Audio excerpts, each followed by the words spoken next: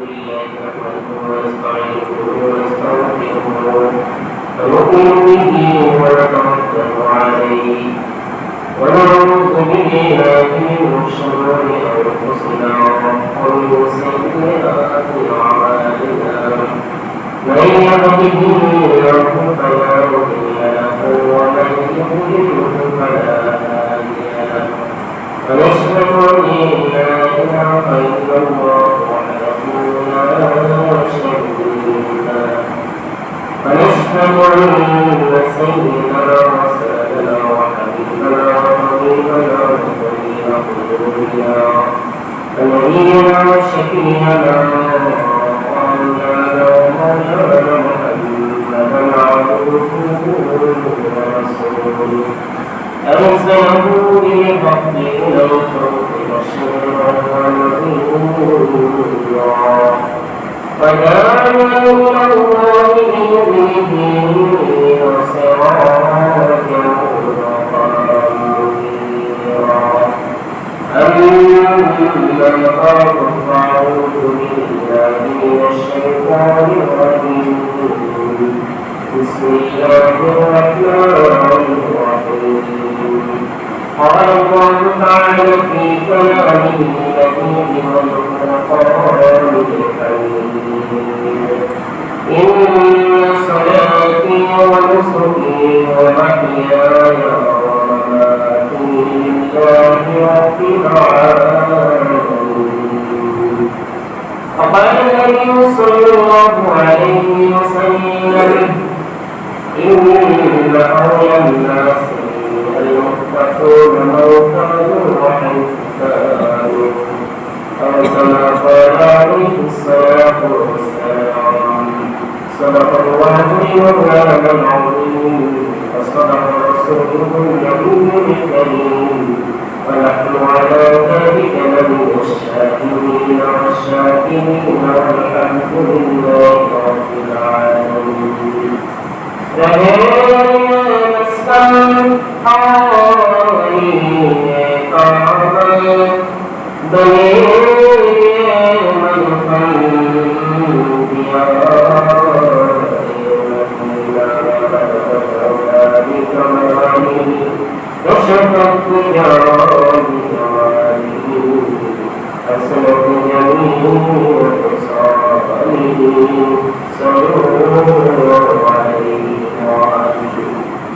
আল্লাহ রাব্বুল আলামিন করবেন লাখো শুকরিয়া যে রাব্বুল আলামিন দুপুরের সময় বিশেষ করে ধানের কাজের ব্যস্ততাকে কেন্দ্র করে প্রচন্ড পবিত্রতা অর্জন করে পবিত্র শরীরে পবিত্র পোশাকে পবিত্র কোন স্থানে আল্লাহ রাব্বুল আলামিন আমাদেরকে একত্রিত করেছেন সেই মহান রবের লাখো শুকরিয়া আলহামদুলিল্লাহ সেই নবীর লাখো সালাম যে নবী ইসলামের যে নবীদের জন্মভূমির মায়াকে ত্যাগ করেছিলেন এবং তার সাথী সঙ্গী সাহাবীদের সেই মানসিকতা সৃষ্টি করে দিয়েছিলেন যে তারাও আপন জনের মায়া ত্যাগ করে ইসলামের জন্য দূর দূরান্তে ছড়িয়ে গিয়েছিলেন যার পরিপ্রেক্ষিতে আরব মহাদেশে আসাম ইসলাম দিয়েছিল সেই নবীর প্রতি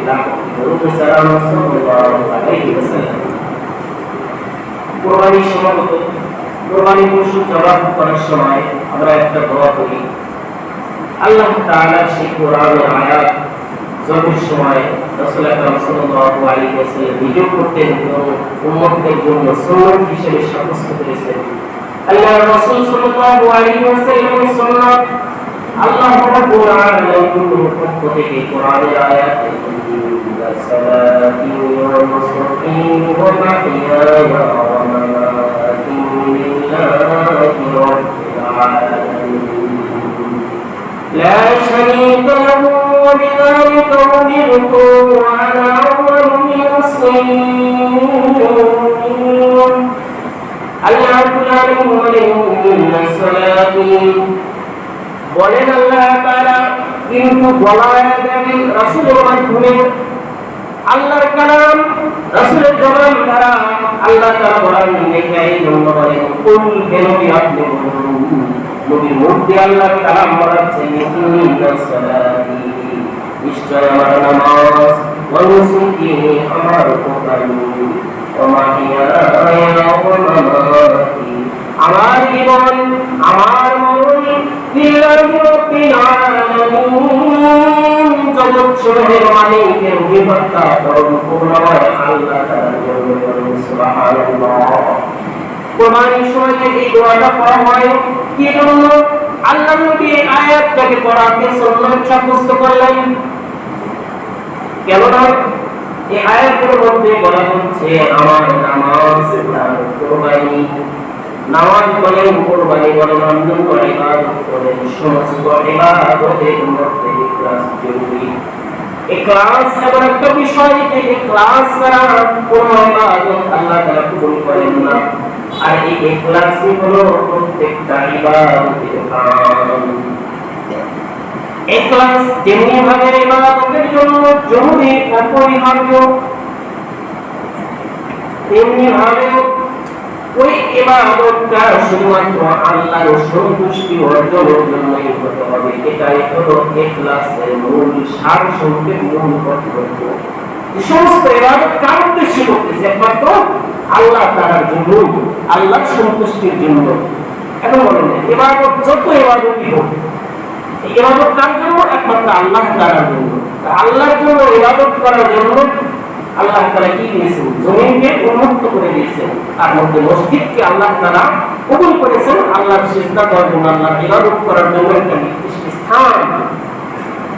এছাড়া অন্যান্য ইবাদত যে সমস্ত নিজের বাড়িতে এবং দিন এলেমের প্রাণকেন্দ্র হলো মাদ্রাসা, ইবাদতের যেই সমস্ত স্থান যে কোনো জায়গায় ইবাদত করা যাবে। কিন্তু এখন এই ইবাদত যদি কেউ যে মাজারি করে, কোন বাবার দরবারে করে, কোন খাজার দরবারে, কোন কবর পূজা করে, সেটা কি ইবাদত হবে? একদম সিম্পল, সোজা, স্পষ্ট কথা যে ইবাদত হলো ইখলাস, যেটা আল্লাহর সন্তুষ্টির জন্য করা হয়।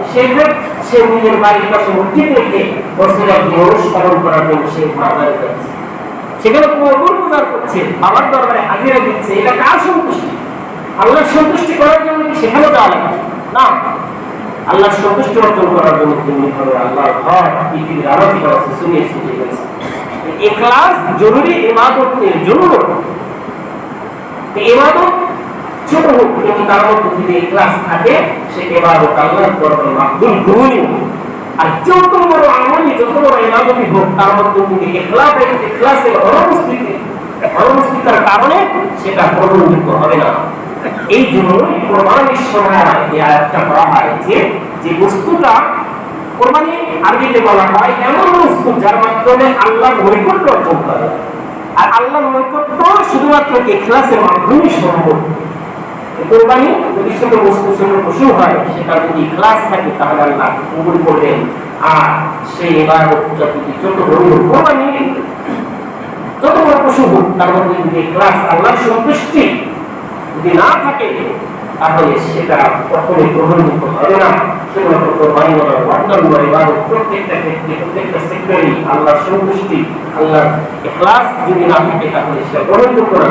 قال النبي صلى الله عليه وسلم الله নবী ফরমান আখলিস দীনক ওয়াফিক আল-আমাল কলিল। আখলিস দীনক, তোমার দ্বীন, তোমার ধর্ম, তোমার আমলকে তুমি কি করো? খাঁটি করো। ওয়াফিক আল-আমাল কলিল, অল্প আমলই নামাজের জন্য যথেষ্ট হয়ে যাবে। লোক দেখা যতই নামাজ পড়েন, একের পর এক সিজদা দিচ্ছেন, উঠতেছেন, বসতেছেন, নামাজ হচ্ছে, রাকাত সংখ্যা বৃদ্ধি পাচ্ছে, কিন্তু ইখলাস না থাকার কারণে সেটা গ্রহণযোগ্য না। 2 রাকাত নামাজ পড়েন, 4 রাকাত নামাজ পড়েন, কিন্তু খুশু খুদের সহিত তাসবিহ, প্রত্যেকটা মাসনুন আমল সহকারে, ধৈর্য সহকারে যখন আপনার নামাজটা হবে, ওই নামাজটা আল্লাহর দরবারে গ্রহণযোগ্য হবে। প্রত্যেকটা মাসনুন, সুন্নাত, ওয়াজিব, ফরজ, ভিতরের বাহিরে ফরজ সমস্ত শর্ত সহায়তা আদায় করার পরে সেই ইবাদতটা বিশুদ্ধ নামাজ দেয়। অল্প সময় নিয়ে ধৈর্য সহিত আদায় করে, তো এই অল্প আমলটাই নামাজের জন্য যথেষ্ট হয়ে যাবে। এইভাবে যে কোনো আমল দান করেন, অল্প দান করেন, কিন্তু দানটা যদি ইখলাসের সহিত নিজের মন থেকে যদি দান করেন, লোক দেখানো না হয়, তাহলে সে দানটা গ্রহণযোগ্য। যেহেতু কোরবানির সামনে আসতেছে, এই কোরবানির যে ইখলাস কত গুরুত্বপূর্ণ, হযরত আদম আলাইহিস সালামের দুনিয়াতে আসার পরে আল্লাহ তাআলা মাটি দ্বারা সরাসরি সৃষ্টি করেছেন আদমকে, কিন্তু এরপরে কিয়ামত পর্যন্ত যত আদম সন্তান আসবে তাদেরকে আল্লাহ তাআলা মাটি দ্বারা সৃষ্টি করবেন, সরাসরি মাটি দিয়ে বানাবেন না। কি করবে?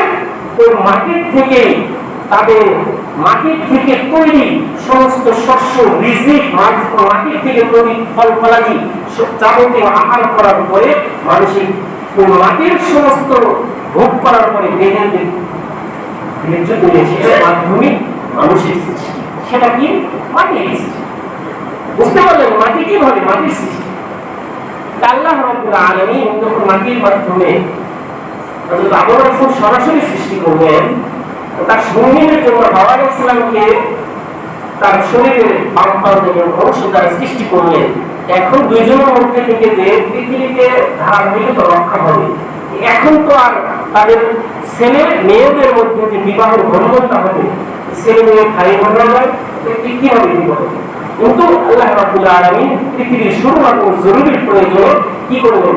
তাদের মাঝে যেই ভাই এবং বোন দুজন একসাথে মায়ের গর্ভ থেকে একই সাথে জন্ম নেয়, তাদেরকে তখন বলা হতো শরীরের সহোদরা ভাই বোন, একসাথে ভাই বোন। পরবর্তী গর্ভে যে এটা আছে সেটা সহোদরা, বরং তাদের সাথে বিয়ের সম্পর্কটা বৈধ। এই হিসাবে হাবিলের সাথে যে তার সাথে যে জন্ম নিয়েছে এই বোনটা সে কালো মুসলিম, সেটার সাথে কাবিলের ফিরে ইসলাম তৎকালীন শরীয়ত অনুযায়ী যে সিস্টেম,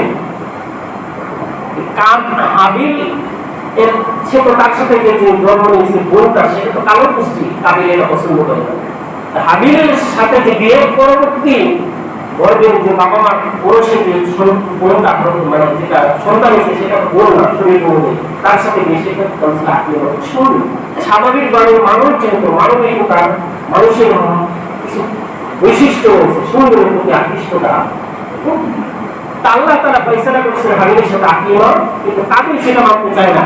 সে তার সাথে যেটা জন্ম নিয়েছে সুন্দরী ফর্সা, সেটা তো সহোদর বোন, আল্লাহর হুকুমের বিরুদ্ধাচরণ থেকে সেটাকে সে নিয়ে আদম আলাইহিস সালামের হুকুম তাদের বিয়ের ফয়সালা সেটা মানতে চাচ্ছে না। আল্লাহ তাআলার পক্ষ থেকে ফয়সালা যে তাদের দুইজন কি করবে? কোরবানি করবে। যে কোরবানি দিবে তার যে কোরবানিটা গ্রহণযোগ্য হবে, সেই যুগে আল্লাহ তাআলা কোরবানি সরাসরি কবুল করতেন। পাহাড়ে রেখে আসতো, সেটা আসমান থেকে আগুন এসে জ্বালানো দিত, ভস্ম করে দিত। বোঝার জন্য কারো কোরবানি কবুল হয়েছে। সংক্ষেপে এই দিকে আলোচনা করা। হাবিল তার সামর্থ্য অনুযায়ী সে সময় সুযোগ ছিল, দারিদ্র অসহায়, তার সে শস্য আবাদ করতো, বোন নিয়ে রেখে এসেছে। আর কাবিল তার পালন, তার কি ছিল লালন পালনের মধ্যে একটা হৃষ্টপুষ্ট সবল দুম্বা সে রেখে এসেছে। আল্লাহ রাব্বুল আলামিন হাবিলের শক্তি বোন এটাই কবুল করেছে, কিন্তু কাবিলের সেটা কবুল করেনি। কি জন্য? তার নিয়ত ছিল পরম সুন্দরী আকলিমাকে বিয়ে করবে, যেটা তার মায়ের সাথে একই গর্ভে একই সময় জন্ম নিয়েছে, সেটা বৈধ ছিল না। আর হাবিলের উদ্দেশ্য ছিল আল্লাহ তাআলা যে ফয়সালা, সেটাই সে সন্তুষ্ট চিত্তে মেনে নিয়েছে। আল্লাহ রাব্বুল আলামিন বলেন, "রুবানা তাকুরনা রাব্বাকুম মিনাল আহাদিহিমা ওয়া লাম ইয়াতাকাদ্দাম মিনাল আখার।" যখন তারা দুইজনই কোরবানি করলো আল্লাহর নৈকট্য অর্জনের জন্য, একজনের ইখলাস ছিল না, ইখলাসের অনুপস্থিতি থাকার কারণে একজনের কোরবানি কবুল হলো, ওয়ালাম ইয়াতাকাদ্দাম মিনাল আখার, অপরজনের কাবিলের কোরবানি কবুল হলো না। ইসলামের ইতিহাসে সর্বপ্রথম ঘটনা। তখন এই যে আল্লাহর হুকুম তো মানলই না, কোরবানি কবুল হলো না, তার রাগ আরো বেশি বেড়ে গেছে। তৎক্ষণাৎ সে কি করলো? তার ভাইকে বলতে, আমি তোমাকে হত্যা করবো,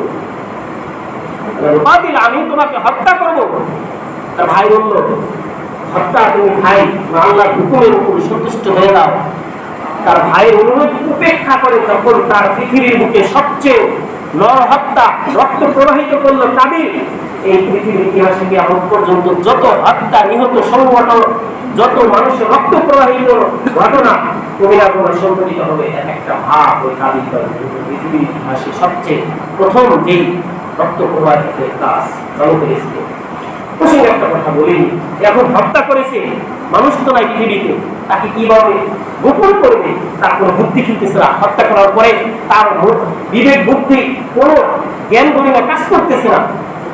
হত্যা তো করছে, তার ভাইকে কিভাবে গোপন করবে কোন চিন্তাটা দেখতে পেল পাশে একটা কাক, অপর একটা মৃত কাককে মুখ দ্বারা পা দ্বারা বালু সরায়া সেটাকে ঢেকে রাখতেছে। এই থেকে শিক্ষা নিল যে একটা কাকের থেকে সে কিভাবে শিক্ষা নেবে, কাকের মধ্যে সেই আল্লাহ তাআলা দুঃখ দিয়েছিল। যে কথা আলোচনা চলতেছিল কোরবানি একমাত্র তার বড় পশু হওয়ার কারণে, ক্লাস না থাকার কারণে কোরবানি হচ্ছে না। লোক এখন সামর্থ্য নিয়েছে, অর্থ নিয়েছে, বিশাল বড় পশু কোরবানি কিনে নিয়ে পাড়া মহল্লা এলাকায় প্রদর্শন করে নিয়ে আসতেছে, কিন্তু তার উদ্দেশ্য লোক দেখানো, বস্তু খাওয়া।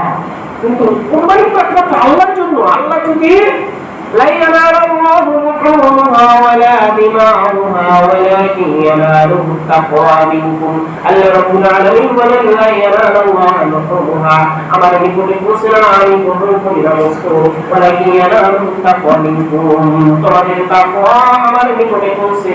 এই জন্য দুনিয়া যদি সবচেয়ে বড় পশু কুরবানি করা যদি বস্তু আল্লাহ তাআলা যদি পছন্দ করতেন তাহলে তার কুরবানি কবুল করতে পছন্দ করে তার সামর্থ্য কম ছোট দুম্বা ভেড়া ছাগল ইখলাসের সহিত সে কুরবানি করতেছে, তার এই ইখলাস থাকার কারণে ছোট্ট কুরবানি আল্লাহ তাআলা কবুল করবেন। বলুন সুবহানাল্লাহ।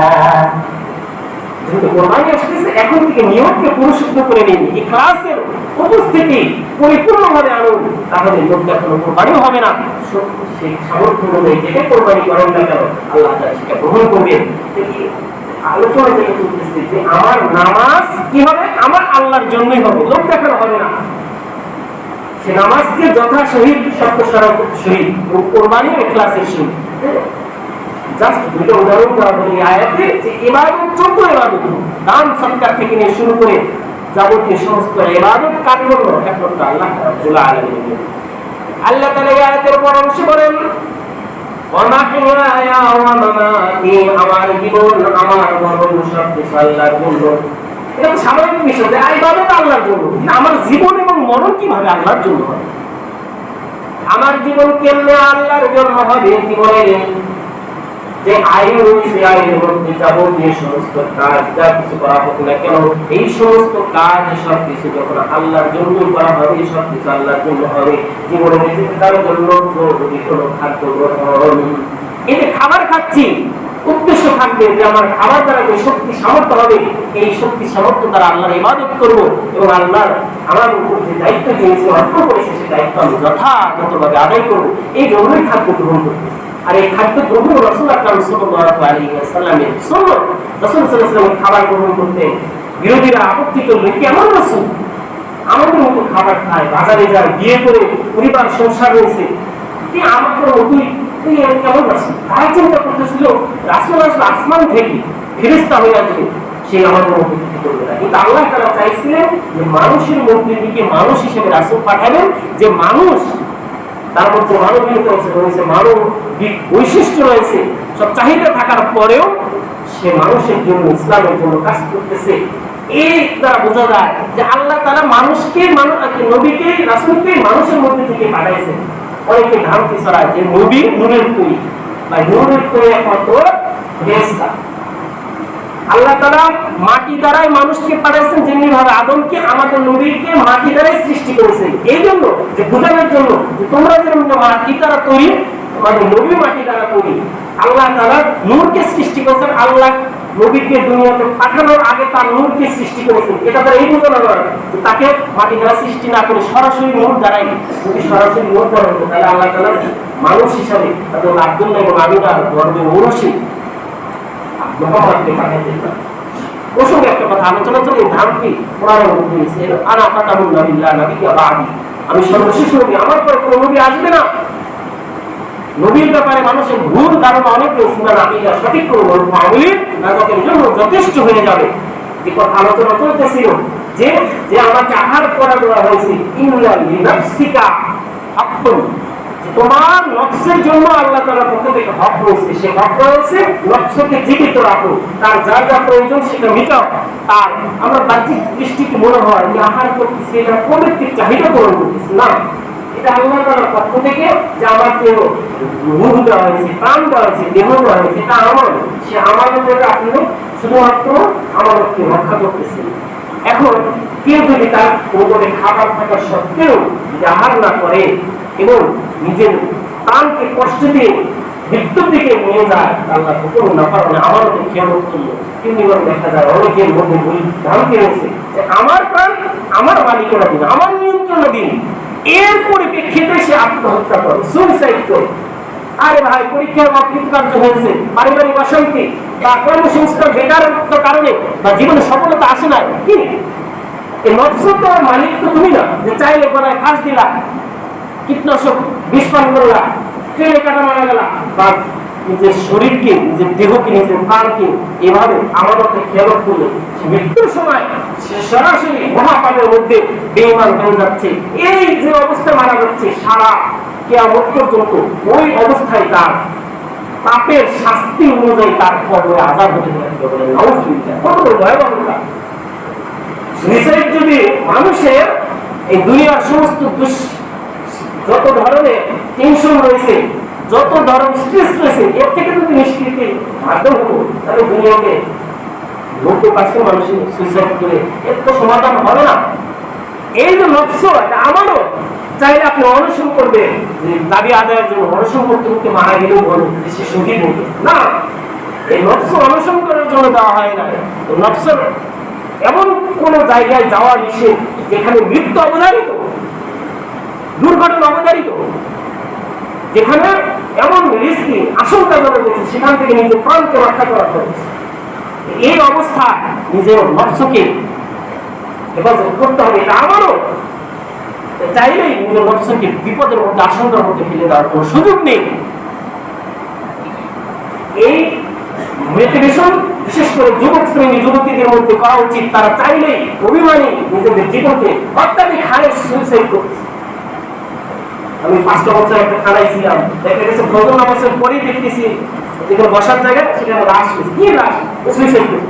এসএসসি পরীক্ষা দিচ্ছে, ব্যর্থ হয়ে আলোচনায় প্রসঙ্গিক করে আসছে যে একটা মারাত্মক ব্যাধি, একের পর সুইসাইড হচ্ছে, রেজাল্ট বের হচ্ছে, অনেকে আত্মহত্যা করছে। এটা নিজেদের সন্তানদেরকে, নিজেদের অধীনস্থদেরকে বা নিজের পরিবারের অন্তর্ভুক্ত তাদেরকে সবসময় উৎসাহ দেওয়া, যেন কোনো সময় একাকিত্বের কারণে হতাশাগ্রস্ত হয়ে গেল, ভুল পাতে না যায়। কেননা সুইসাইড করতে বেশি সময় লাগে না, তো তিলে তিলে মানুষ ওদিকে যাচ্ছে। তাদেরকে বিরত রাখার দায়িত্ব আমাদের। আমাদের নফসের উপর যে হক, সে হক আরেকটা হক হলো অনেক, কিন্তু আমাদের জীবনটা আল্লাহ তাআলার জন্য। ইন্না লিআইনিকা হক, যে তোমাদের চোখের উপর আল্লাহ তাআলা কতটা হক করেছে। এই যে সরকারি মেশিন দিচ্ছে, দিন রাত 24 ঘন্টা কাজে লাগাচ্ছি, না করতেছে সার্ভিসিং, না করতেছে তেল দেওয়া, না এর জন্য কোনো যত্ন ব্যবস্থা। আপনি চাচ্ছেন ধানের সময় অনবরত কাজ করতেছেন, একটা সময় হঠাৎ করে কি হয়, হিট স্ট্রোক হয়ে গেল বা শরীর অসুস্থ হয়ে গেল, এটা আল্লাহ তাআলা কতদিন নির্দেশ নয়। বরং আপনার শরীরকে এমন ভাবে গড়ে তুলে যেন ইবাদত করতে পারেন, পরিবারের দায়িত্ব পালন করতে পারেন, নিজের নফসের উপর জুলুম দেওয়ার উপর মানে না, সেটাই এই বিশ্রামের উপর হয়েছে, চোখের উপর। এই জন্য ঘুমের উপর, আর এই ঘুমের সময় দোয়া করে আল্লাহ তাআলা রাসূলের সুন্নাত অনুযায়ী ঘুমিয়ে যাবে, পুরো ঘুমের সময় তার নফল ইবাদতের মধ্যে নিযুক্ত হয়ে যাবে। সুবহানাল্লাহ। আর এসব নামাজ ফজর নামাজ জামাতে আদায় করে, এই ঘুমের সময়টা সম্পূর্ণ সময়টা তাহাজ্জুদের আমল নামে আল্লাহকে দেওয়া হবে। সুবহানাল্লাহ। এমনি ভাবে আমার পরিবারের উপরে যে দায়িত্ব রয়েছে, এই দায়িত্ব অর্পণ আল্লাহ তাআলার পক্ষ থেকে। এই দায়িত্বটা যখন অর্পণ করলেন, قال النبي صلى الله عليه وسلم كسب الحلال فريضة بعد الفريضة। পরিবারের জন্য হালাল পথে উপার্জন করা সমস্ত ফরজের পর অন্যতম একটা ফরজ বিধান। আপনি নামাজ পড়তেছেন, হজ করতেছেন, রোজা রাখতেছেন, এগুলো যাকাত দিচ্ছেন, হজ এটা খরচ। এরপরে পরিবারের জন্য উপার্জন করতেছেন, এই উপার্জন করার জন্য যেই পেশা বেছে নিয়েছেন, ব্যবসা করুন, ব্যবসা শুরু বিসমিল্লাহ বলে আপনি চিন্তা করেন আজকে সারাদিন আর ওজন কম দেবো না এবং সুদের মধ্যে লিপ্ত হবো না, মানুষের মধ্যে কোনো ভেজাল দেবো না। এই নিয়োগটা করলে আপনার ব্যবসাটা আবার মানুষের জন্য সেবা হবে এবং ইবাদতের মধ্যে মুক্ত হয়ে যাবে। সুবহানাল্লাহ। আল্লাহ তাআলা আয়াতে বলেছেন, আমার জীবনটা আল্লাহর জন্য। কিভাবে? আপনি সরকারি চাকরি করতেছেন, অফিসে ঢোকার সাথে সাথে আজকের দিনে কোনো দুর্নীতি করবো না, কোনো ঘুষ খাবো না, কোন ফাইল অন্যায় হবে সই করবো না, বিরত থাকবো না, সরকারি সম্পদের অপচয় করবো না।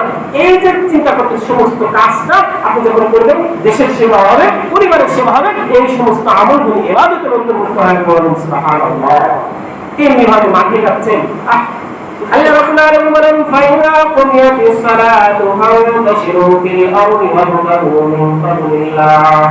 যখন নামাজ হয়ে যায় তখন জমিনে বের হয়ে যাও, জমিনে আনাচে কানাচে তোমাদেরকে মসজিদ রেখে দিয়েছি, এই মসজিদকে অন্বেষণ করো। এই আয়াতের পরিপ্রেক্ষিতে আল্লাহ তাআলার হুকুম ফরজ বিধান পালনার্থে ফজরের নামাজ পড়ে মাঠে যাবেন, কাজ করবেন।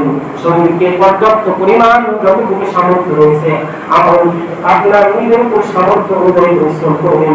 এই যে উপার্জন, এই উপার্জনের যাবতীয় যত পন্থা রয়েছে, পেশা রয়েছে, এর একটা অংশ আপনার নিজের পরিবারের জন্য খরচ করবেন, আর একটা অংশ দ্বীন ইসলামের জন্য, মসজিদ মাদ্রাসার জন্য খরচ করবেন। ও ভাইরা, আরেকটা অংশ ওই যে জমিন, ওই যে ব্যবসা, ওই যে আপনার কর্মসংস্থানের ব্যবস্থা যে উৎস থেকে আসতেছে, সেটার জন্য একটা অংশ বিনিয়োগ করবেন।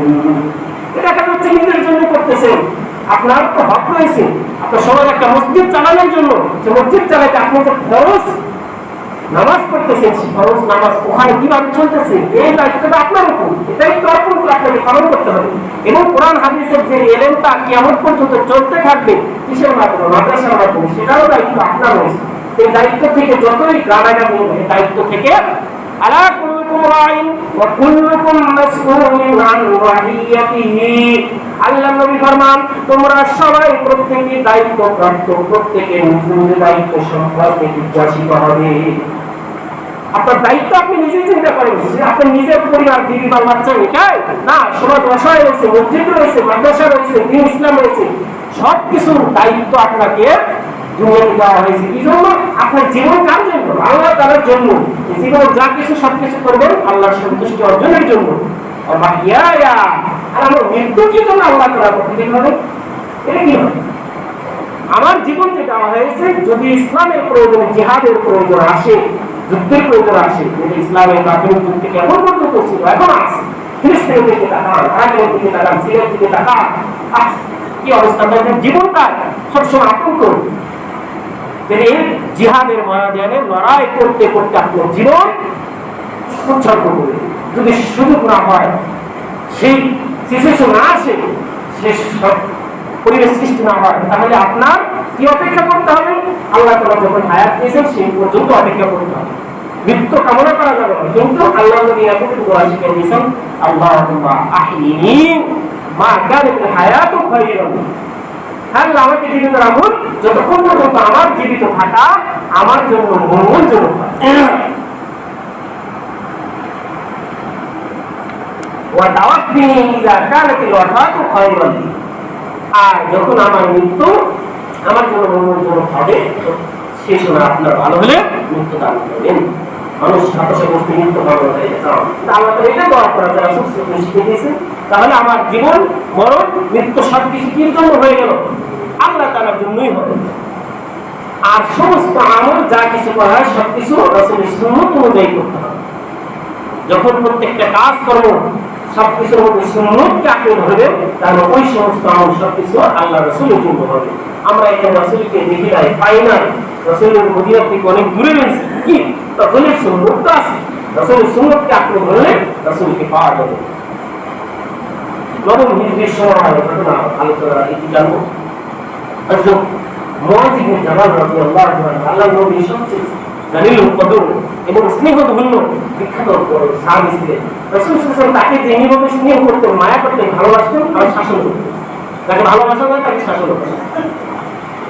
হযরত মুআয ইবনে জাবাল রাদিয়াল্লাহু তাআলা আনহু আল্লাহর রাসূলের এত প্রিয় ছিলেন যে ইয়ামেনের সেখানে শাসনকর্তা গভর্নর নিযুক্ত করার জন্য তার নির্বাচনী দৃষ্টি মনোনয়ন কার দিকে গেল? মুআয ইবনে জাবাল। তাকে নির্বাচন করলেন। তাকে সেখানে শুধু শাসন করতে হবে, শাসন কার্য পরিচালনা করবেন তাই নয়, বরং সেখানকার মুসলমানদের মধ্যে মাসআলা মাসাইল, কোরআন হাদিস এবং দ্বীন ইসলামের প্রচার প্রসারণা এবং তাদের মধ্যে শরীয়তের বিধিবিধান কার্যকর করার জন্য এই দায়িত্ব দিয়েও এই জন্য মুয়াজ্জিন জামালকে মনোনীত করেন। এখন রাসূল সাল্লাল্লাহু আলাইহি ওয়াসাল্লামের মনোনয়ন পেয়েছেন, বিদায় নেওয়ার জন্য প্রস্তুতি গ্রহণ করতেছেন। এমন অবস্থায় তিনি বিদায় নিচ্ছেন, রাসূল সাল্লাল্লাহু আলাইহি ওয়াসাল্লাম তাকে ঘোড়ার উপর বসাইছেন।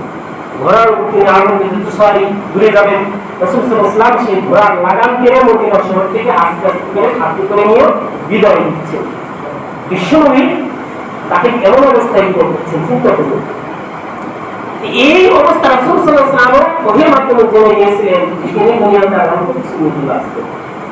আর মুয়াজ্জিন ইবনে জামাল যে দায়িত্ব নিয়ে ইয়ামান অন্য দেশের অন্য শহরে যাচ্ছেন, সেখান থেকে চাইলে আপনি আসতে পারবেন না, সেই যোগাযোগ ব্যবস্থা হবে। হযরত মুয়াজ্জিন ইবনে জামাল রাদিয়াল্লাহু তাআলা আনহুকে আল্লাহর নবী বিদায় দিচ্ছেন। মুয়াজ্জিন ইবনে জামালকে ডেকে বললেন, হে মুয়াজ, তোমার আমার আজকে শেষ সাক্ষাৎ, এরপরে তোমার সাথে আর দেখা হবে না। মুয়াজ্জিন ইবনে জামাল রাদিয়াল্লাহু তাআলা বললেন, প্রাণ উৎসর্গকারী রাসূলের মহব্বতে জীবন উৎসর্গকারী সাহাবী এই কথা শুনে যখন তিনি শুনতে পেলেন হে মুয়াজ, তোমার সাথে আর সাক্ষাৎ হবে না, তিনি কেঁদে দিলেন, চোখ দিয়ে অশ্রু নিঃসরণ করে দিচ্ছেন, কাঁদতেছেন। এই কান্না দেখে রাসূল আমার দয়ার নবী তিনি কান্না করতেছেন। এই দুধের মধ্যে দিচ্ছেন আর দেখা হবে না, বিদায় নিয়ে যাচ্ছেন ইসলামের জন্য। তিনি রাসূল সাল্লাল্লাহু আলাইহি ওয়াসাল্লাম থেকে বিদায় নিচ্ছেন, কান্না করতেছেন। প্রিয় নবী তাকে সান্ত্বনা দিয়ে বলেন, ইন্না আওলান নাসি আল-মুত্তাকুনা মান কানু ওয়া হাইসু কানু। হে মুয়াজ, তুমি জেনে রাখো, ইন্না আওলান নাসি আল-মুত্তাকুন, যে মুত্তাকি, যে আমার সুন্নাত কাটবে না, আল্লাহর ভয় করে মুত্তাকিরা, সে মান কানু ওয়া হাইসু কানু, যেখানে থাকুক তুমি থাকুক কাছে থাকুক, সে আমার নিকটবর্তী। বলুন সুবহানাল্লাহ। এটা যদি না হতো, রাসূল সাল্লাল্লাহু আলাইহি ওয়াসাল্লামের কাছে বায়াত গ্রহণ করে কালেমা পড়ে মুসলমান হয়েছেন, মক্কা মদিনায় একসাথে ছিলেন, সেখানকার সাহচর্য করেছেন, তিনি তাদের ইন্তেকাল কোথায় নিয়েছেন? ফলস্তিনে বলতো, হিন্দুতে, সিরিয়াতে, আফগানিস্তানে, বসরায়, সমরকন্দে, পৃথিবীর নানা জায়গায় আছে। এমনকি ইতিহাস খুঁজতে দেখা যায় যে আমাদের ভারত উপমহাদেশেও সাহাবী এসেছিলেন, এবং বাংলাদেশেও নাকি বন্ধুয়ে দিয়েছেন সেই মর্মকে আল ইসলাম। তারা যদি মহব্বত এটাই হতো, রাসূল সাল্লাল্লাহু আলাইহি ওয়াসাল্লামের কাছে থাকতেন, যেতেন না, কিন্তু তারা সরিয়ে ছিটে গেছেন ইসলামের জন্য। রাসূলকে তারা দূরে চলে গেছেন, কিন্তু রাসূল তারা নিকটবর্তী। আল্লাহ তাআলা ইসলামের বাবা মুফতি শফি রাহমাতুল্লাহ আলাইহি মারিফুল কোরআনে লিখেন, তিনি বলেন, আমি যখনই মদিনায় যাই, রওজাতুল আতহারের কাছে যাই না, আল্লাহ নবীর রওজা ওইখানে ঘুরে থেকে আমি দরুদ প্রেরণ করি, সালাম প্রেরণ করি। কিন্তু একদিন আমার মনে নদী হচ্ছে কি, সবাই কাছে যাওয়া দরুদ পাঠ করে সালাম দেয়, আর তুমি রাসূলের রওজা থেকে দূরে রয়ে গেছো। তখন আমি অনুভব করলাম রওজা থেকে আওয়াজ আসতেছে, এ শফি, তুমি দূরে থাকলেও আমার সুন্নতকে আপনি সুন্নতে মহব্বত, তুমি আমার নিকটবর্তী। আজি ইমদাদুল্লাহ মুহাজির মুফতি রাহমাতুল্লাহ আলাইহি নিকটে এক ব্যক্তি এসে প্রশ্ন করলেন, হুজুর, সবাই প্রতি বছরে আল্লাহর ঘরে হাজিরা দিচ্ছে, আল্লাহ নবীর জিয়ারত করতেছে, আমার সামর্থ্য নেই, টাকা নাই, হজ করতে জীবনে একবারই রাখতেছে না, সবাই প্রত্যেক বছর করছে, আমি কি এই সুযোগ থেকে বঞ্চিত হয়ে যাবো? আমার আফসোস, আমার পরিতাপ। আজ ইমদাদুল্লাহ মুহাজির মুফতি রাহমাতুল্লাহ বললেন, তুমি কি আল্লাহর ব্যাপারে ধারণা, ছোট ধারণা পোষণ করতেছো যে আল্লাহ তাআলা কি মদিনায় শুয়ে রয়েছে, তোমার সামর্থ্য নাই, অর্থ নাই, তুমি যেতে পারতেছো না, কিন্তু তোমার মনের মধ্যে ব্যাকুলতা, আকুলতা, আকাঙ্ক্ষা রয়েছে।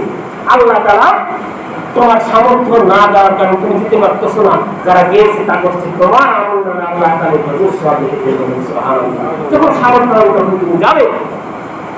এ ভাই, ইবাদত করতে না পারলেও আফসোস করলেও তুমি ইবাদতের সওয়াব পাওয়া যায়।